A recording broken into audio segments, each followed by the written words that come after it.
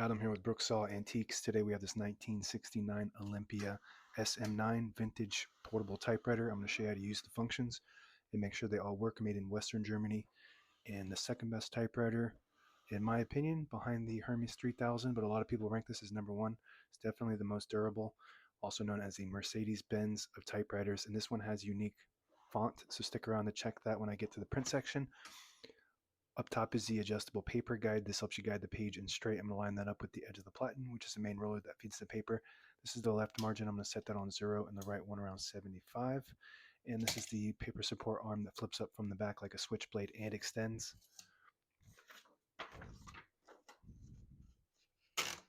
And this is the paper bale that sits on top. It's got 2 adjustable rollers and a scale.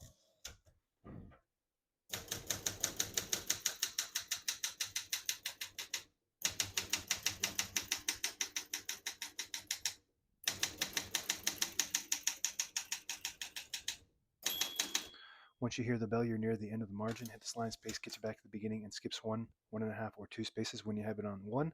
It skips 2 half spaces when you have it in the middle. It skips 3 half spaces, and when you have it all the way down, it skips 4 half spaces. We're going to keep that on single for now and finish typing. I'm not sure if that's the correct line, but I'm going to guess.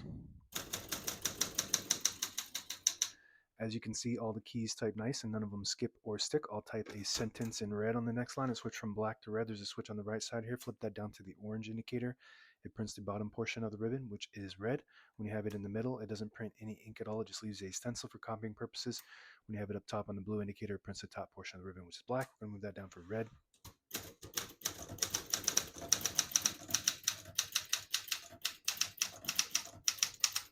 Beautiful. It's like operating a super powerful gun that's smooth and has no kickback. Beautiful typewriter. And let's reveal that print. It's got script number 69. Typeface prints 11 characters per inch. Beautiful print.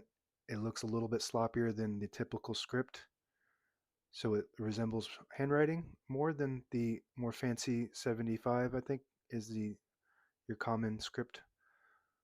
And a fun fact is this is a 1969 model, and it has 69 fonts, so 6969. Very cool. To pull the page out easy, there's a switch on the right side. Flip that forward, it unlocks the rollers underneath the platen, allowing you to pull the page out easy. Load thicker paper like carbon copy or cardstock, or straighten the page. You want to flip that back before you feed another page. I'm going to flip this down for now and put the color back on black. Got a shift on each side, a shift lock on the left. To clear that, just hit the shift button again. And this has the basket shift, unlike the SM7, which was basically really close to the Olympia SM8 and 9. But it has a carriage shift. So this SM8 and SM9 went with a basket shift or a segment, whatever you want to call it. This is your tab set and clear. So that's another difference between the SM8 and the SM9 is that the SM8 has a manual tab set on the back here. There's tabs set on the back and you have to just move them with your hands just like the margins.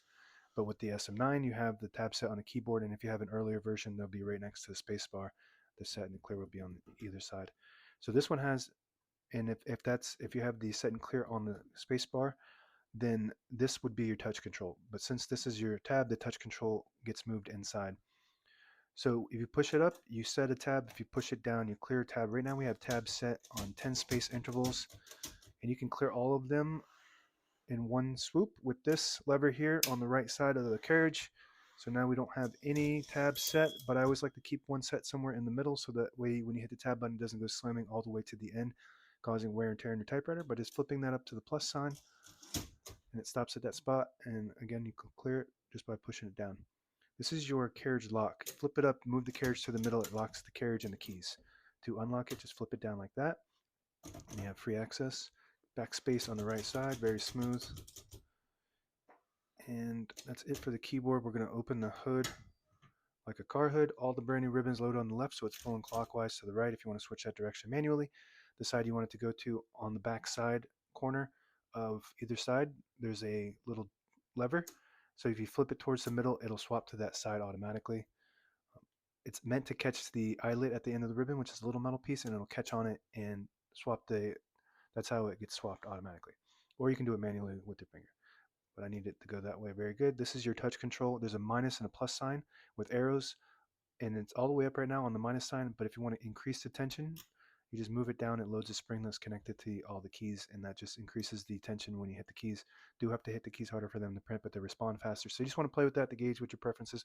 This does have a light touch to it, so you might want to go a little heavier versus the SM3 and 4 have a much heavier touch. Carriage release on both sides, because this is the deluxe version.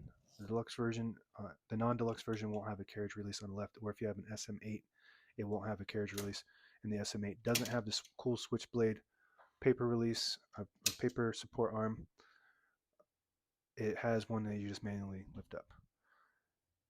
And that's it for that side. This is the carriage release for the side. Super smooth. And if you move the line space selector all the way back to the dot there, it disables the spacing so you can get to an exact spot on the page. You flip it forward to the 1, you get the clicks. Each one of those clicks is a half a space. And the same concept, if you pull the knob out like this, it does the same thing. You just want to be careful when you do that because you will lose your line.